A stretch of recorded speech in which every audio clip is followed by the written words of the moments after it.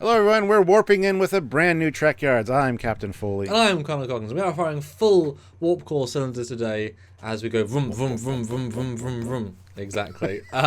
Yeah, Stuart, we both love Trek.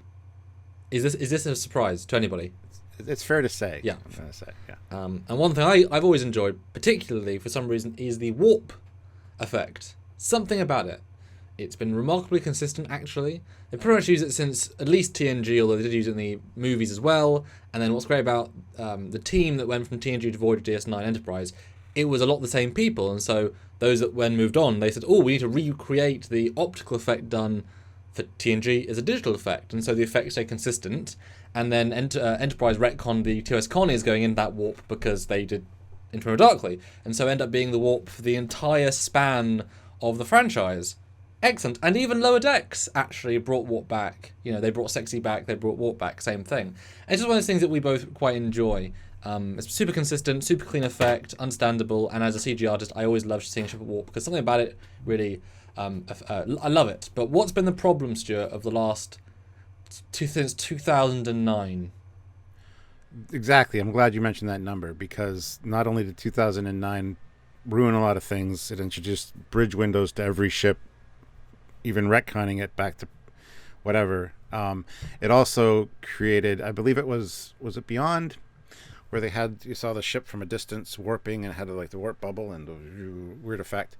Anyway, that got translated over to Discovery, where we see multiple effects in regards to warp, even by the windows, which seems very hyperspacey, feels very Star Wars. Now, the reason I mentioned the bubble and the JJ thing was because, yes, that's a lot of people have argued that's how distorted warp would look, and that's fine. They translate that over to one of the first episodes of Discovery with the Shinzo, with the bubbly, like, woo-woo-woo, watery kind of effects. And then it changes a little bit over the course of Discovery, but we're going to talk about that right now. So. Yeah, I didn't even say that. Yeah, from JJ, they obviously just did Star Wars warp. Even so much as we Into Darkness, like, it literally is a tunnel we can see. Like, for some reason, it exists as a tunnel and then it gets thrown out of it, which is not how that works anyway. There's no complete misunderstanding. And then Discovery, those CG people just watch the JJ stuff, clearly. But obviously, it's the modern thing, so do it. An effect that's been consistent from, like, the 80s to 2004, and then suddenly they haven't had a single the same effect. You're actually right, I didn't consider that, yeah. From 09 till last week, they've actually changed the effect every single season for every single show. What does that tell you about how poor they are? They can't even settle. Including Picard as well. Picard was also, if I recall correctly, had like a weird kind of warp effect going on. Yeah, the final graphic will include that as well, of course. But the first graphic, you're right, is the Shinjo. It's the very first time we saw this rebooted warp. And it does still have those white starry bits, to be fair, but it has a ton of noise. Distortion. It looks messy and it's Star Wars-esque, but not too much. But it's lost all that elegance of the original. Let's be 100% clear here as well. Yes, there was no actual warp effect in TOS, so since this ship is pre-TOS, this could be what the effect looked like in TOS. We really don't know. It's been since retcon to be very similar to what we've seen in TNG and stuff. Yeah, but we know the Connie goes to that warp, we know the X goes to that warp, so we can assume... And that's also, right, the NX. You're absolutely right. Never mind. And remember, all aliens go at this warp as well. Every single race, even the Borg, when they're seen at warp, has the same effect. So that is just how warp is. There is no discussion here. It's just how warp is until JJ and etc. But it's not a bad effect, and this only carries over for this first season, Shinjo. But then we get the Discovery's warp. I believe season 2 because they use Spore Drive all season 1, and it's again. Has the streaking star, but now it's just a hyperspace style tunnel, Stargate even, This is a cut and paste from Into Darkness. This is the Enterprise, the JJ Prize being followed by the Vengeance tunnel. Pretty much the same thing. Yeah, that one has more of a water feel. This is more streaky, like the warp effect. So it is, because we have done that comparison before, but yes, it's definitely visually, it's that or Star Wars. Looks nicer though, I think. I'll be fair. Cleaner. Although the fact that it's just hard blue, maybe the ship's just blue, that doesn't blends in too much, whereas the other ships kind of have their own, especially with the blue Bassards, blue deflector, blue warp grills, and the whole ship's gone, has no personality at all. Then, to our surprise, this last episode, we had this. I'll do a comparison in a second. This is what we're treated to all of a sudden. Now the thing is though, I'm going to say here that I think the camera is maybe not in the warp, not going warp. We kind of, it feels to me like the camera, you can see stars at the side there that aren't streaky. You can see, so it seems like the camera's not in warp. And this is what ships at warp would look like. But if you actually put the camera in front of the ship, you might have that streaky tunnel effect still. Because we don't go right along with the ship. We don't get, so. But they do pass it though. Remember, all the ships have a streak. Which is unusual. They've never had that big streak. And obviously, to be fair, this is actually a new warp drive. This is now the mega future. So this does make the most sense. But again, radically different to anything we've seen in the past. And it was just such an unusual, like, oh, you're changing it again for some reason. And for some reason, both sides of the tunnel have this weird light distortion effect. Both sides of the tunnel. And yes, seeing stars as well. It's weird. It's very, very strange. They're at warp. No bones about it. They say warp, etc. And it does kind of remind me of the Nemesis version of warp, which was again the first step in the bad direction, where you had the correct warp, but you also saw all the green nebula outside and stars outside of the tunnel, which is not how warp works either. So they were warping through the nebula, which they were, but you shouldn't be able to see it. That was the first problem warp. Oh, Nemesis, he started paving the way. So let's compare them though. In this comparison chart, I of course have Shinjo's, the very first, Discovery Season 2. We have the Picard warp, which again is different.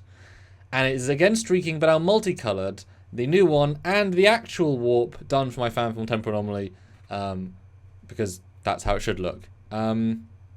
What a set, and none are the same. Like, none of they could all be a different sci-fi trying to do FTL drive. They're all different. Really different. Or just a different FTL drive. One's slipstream, one's quantum, whatever. Yeah, I mean, it's interesting. Yeah, I think I really miss the old classic days. Like seeing the NX-01 just cruising with the streaks. And we got it in lower decks, though. It was great. We did, absolutely. We got that only 10 weeks ago. We got real warp. How easily you forget, though, because you get everything else in the meantime. Anyway, yeah, so I mean, at least they're trying. They're making it better. Like, let's be positive. Like, I did like the new one. Something about it kind of had a very clean vibe. And I did like the streaks. It felt like they were just going through water. It was interesting, although it did also mean that the ships didn't again, they're being lit by the tunnel, so they also kind of blended in like they're, well, I mean, someone did like marine animals going through a water current, which is interesting, but they got lost in it, and I was trying to find stills that represent it, and as soon as they go by, it's just a blurry mess. Like, you can't appreciate, and even to the point we're wondering where are the Navarre ships, because they should follow them, but once they kind of pass camera, you kind of like, oh no, none of the Navarre ships are there, but they're really hard to pick out, so it's a very noisy, even though it's simple, it's got its own sort of weirdness. Ooh.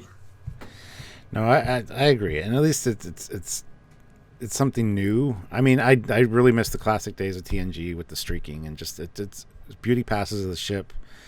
See it many times. I like how you brought up the Borg as well. Now we're not talking like transwarp tunnels are obviously different, so that's somebody was probably going to bring that up in the comments. I know. Best of both worlds. I mean, and Q who they follow at warp. So absolutely. Romulans, Cardassians. We've all seen them at warp. Yeah, I just miss those days. That's a classic, beautiful effect of warp, and lets the ship pop, gives you motion, doesn't feel chaotic because it shouldn't be, because they've had warp for hundreds of years. It should be a nice, simple. Yeah, there shouldn't be chaoticness going on with the ship. So there you go, guys. A direct comparison between and I didn't even realize this while doing the prep for this, where I have all the pictures. They've changed every single time for every single show, except Lower Decks, which did it right every single time. Anyway, guys, let us know what you think about this. Did you notice? Did you not notice? Do you care? Do you think it looks very hyperspacey Star Wars effect? Let us know.